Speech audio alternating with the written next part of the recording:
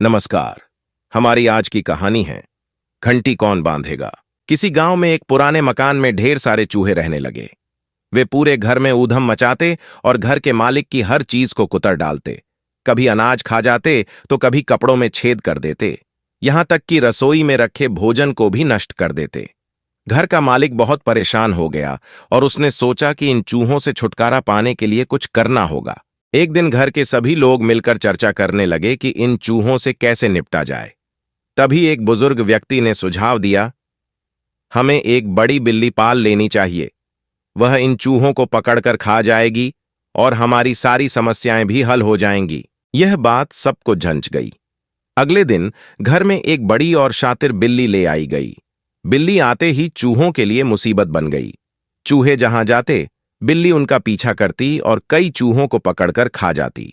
अब चूहे बिल्कुल डर के मारे सहमे सहमे रहने लगे। चूहों ने सोचा, अगर ऐसा ही चलता रहा तो एक दिन हम सभी मारे जाएंगे। हमें मिलकर इस समस्या का हल निकालना चाहिए।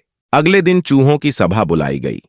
सभा में सभी चूहों ने एक एक कर अपनी राय दी, लेकिन किसी की योजना कारगर नहीं लग रही थी।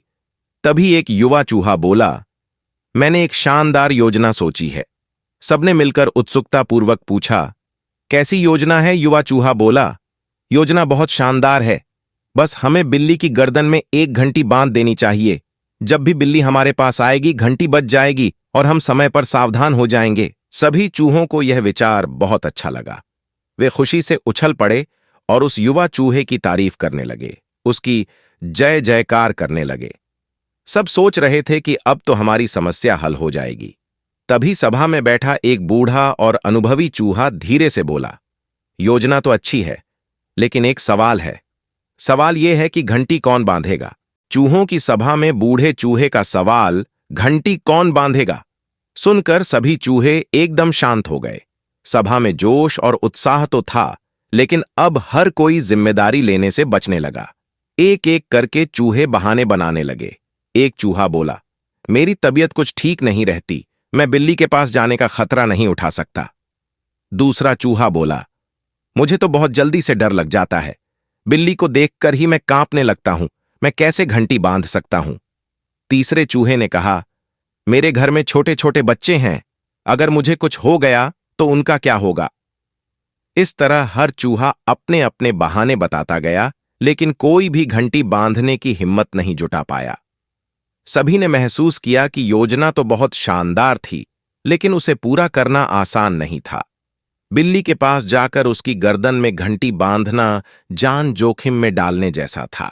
अंत में बूढ़ा चूहा हंसते हुए बोला, योजना बनाना आसान है, लेकिन उसे इंप्लीमेंट करना सबसे मुश्किल काम है। जो योजना केवल सोच और कागजों में रह जाए वह व्यर्थ है। हमें अपनी ताकत और हालात के हिसाब से ही काम करना चाहिए। कभी कभी बड़ों की समझदारी और सच्चाई से ही हम अपनी समस्याओं का सही समाधान पा सकते हैं। चूहों की सभा में जब यह तय हो गया कि कोई भी बिल्ली की गर्दन में घंटी बांधने की हिम्मत नहीं करेगा, तब सभी चूहे चिंता में पड़ गए। आखिरकार वे फिर से बूढ़े और अनुभवी चूहे के पास गए और उससे समाधान पूछने लगे। बूढ़े चूहे ने कहा, समस्या का हल ताकत या खतरे को बढ़ाने में नहीं, बल्कि बुद्धिमानी से काम लेने में है। हमें ऐसी योजना बनानी होगी जिससे हम बिल्ली से बिना लड़ाई किए बच सकें। तब बूढ़े चतुर चूहे ने सुझाव दिया, बिल्ली से बचने के लिए हमें अपने रहने का तरीका बदलना होगा। हम घर के ऐसे कोनों में रहेंगे जहां बिल्ली का पहुंचना मुश्किल हो। हमें अपने बिल छोटे और संकरे बनाने होंगे ताकि बिल्ली वहां घुस न सके और हमें पकड़ न सके। यह सुझाव सभी चूहों को पसंद आया। उन्होंने घर के ऐसे कोने ढूंढे जहां बिल्ली नहीं पहुंच सकती थी। कुछ चूहे छत के ऊपर की दरारों में जाकर छिपने लगे, तो कुछ घर के फर्नीचर और दीवारों के बीच की दरारों में चले गए। उन्होंने अपने रहने की जगहों को बिल्ली की पहुंच से दूर और सुरक्षित बना लिया। इसके साथ ही चूहों ने यह भी तय किया कि वे खाने पीने का सामान जल्दी जल्दी जमा करेंगे और बहुत अधिक बाहर नहीं आएंगे। और कुछ चूहे बारी बारी से हमेशा बिल्ली की आवाजाही पर नजर रखेंगे। वे अब हमेशा सतर्क रहते और बिल्ली की हरकतों पर नजर रखते थे।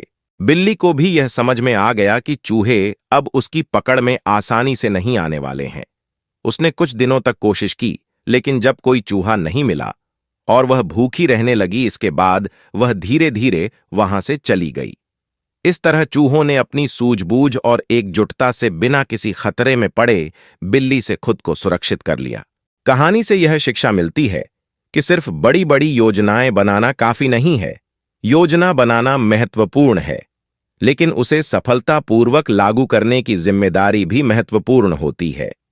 केवल बातें करने से समस्या का समाधान नहीं होता, बल्कि उन्हें पूरा करने के लिए हिम्मत, ईमानदारी, सूझबूझ और सही जिम्मेदारी लेना भी जरूरी होता है। आशा है आपको यह कहानी पसंद आई होगी। यदि पसंद आई तो कृपया वीडियो को लाइक करें, शेयर करें और अपने इस चैनल को सब्सक्राइब करें। धन्यवाद।